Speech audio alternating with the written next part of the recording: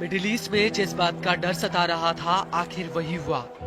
Donald Trump ने ऐलान कर दिया कि अगर 15 फरवरी 2025 की दोपहर 12 बजे तक हमास ने सभी इजरायली बंधकों को रिहा नहीं किया तो वो गाजा में नर्क की तबाही ला देंगे। दरअसल ट्रंप के इस बयान से पहले हमास ने अगली सूचना तक बंधकों की रिहाई को रोके जाने की घोषणा की थी।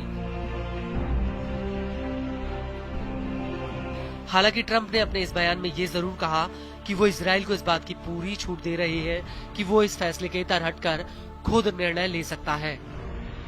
वहीं दूसरी तरफ इजराइल के पीएम नेतन्याहू इसी मौके का इंतजार कर रहे थे और अब उन्होंने हमास से डंके की चोट पर कह दिया कि अगर शनिवार दोपहर तक सभी बंधकों की रिहाई नहीं हुई तो युद्ध विराम समझौता खत्म हो जाएगा और आईडीएफ हमास के खिलाफ जब तक लड़ेगी तब तक की हमास की हार नहीं हो जाती। סיימתי כעת דיון מעמיק של 4 שעות בקבינט המדיני-ביטחוני. כולנו הבנו תרעומת מהמצב המזעזע של 3 חטופינו ששוחררו בשבת האחרונה. כולנו גם בירכנו על הדרישה של הנשיא טראמפ לשחרור חטופינו עד שבת בצהריים, וכולנו גם בירכנו על החזון המהפכני של הנשיא לעתיד עזה. इस सब के बीच आपको ये भी बता दें कि गाजा खाली कराने को लेकर अमेरिकी राष्ट्रपति ने जॉर्डन के किंग अब्दुल्ला द्वितीय से व्हाइट हाउस में मुलाकात की है। इस मीटिंग के दौरान ट्रंप ने एक बार फिर से कह दिया कि गाजा के पुनर्निर्माण से वहां पर ढेरों नौकरियां पैदा होंगी और इससे गाजा को ही फायदा होगा। ट्रंप ने अपनी बात दोहराते हुए कहा कि अमेरिका गाजा पर नियंत्रण स्थापित करेगा और उसका विकास करेगा। ट्रंप का कहना है कि वो गाजा को रिडेवलप करने के लिए मिस्र और जॉर्डन के साथ काम कर रहे हैं। And we'll be working on the rest with Egypt. I think you're going to see some great progress. I think with Jordan you're going to see some great progress. 3 of us, and we'll have some others helping, and we're going to have some others at a very high level helping, and the whole thing will come. It's not a complex thing to do, and with the United States being in control of that piece of land, a fairly large piece of land, you're going to have stability in the Middle East for the first time.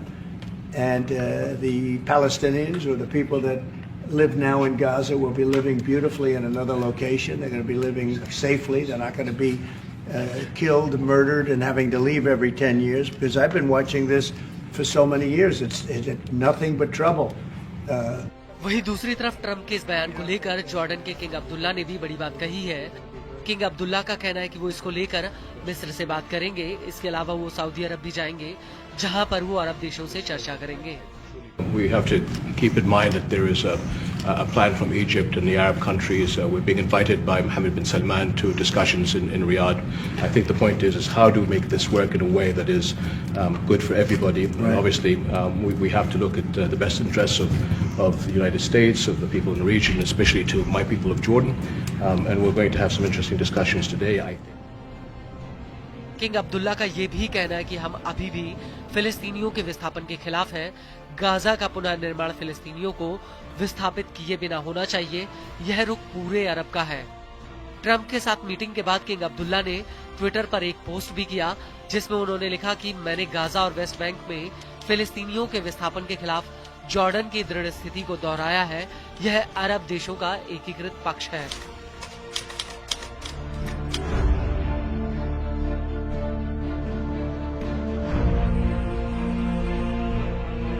हालांकि Jordan से पहले मिस्र भी Trump के इस प्रस्ताव को ठुकरा चुका है और 10 फरवरी 2025 को मिस्र के विदेश मंत्री ने अपने एक बयान में कहा था कि हमारे पास एक ऐसी योजना है जिससे ये सुनिश्चित होगा कि गाजा में फिलिस्तीनियों का विस्थापन ना हो और उन्हें उनके कानूनी अधिकार मिले।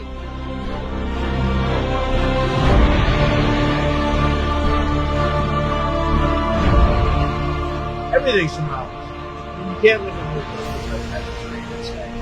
but we'll make it into a very good site for future development by somebody.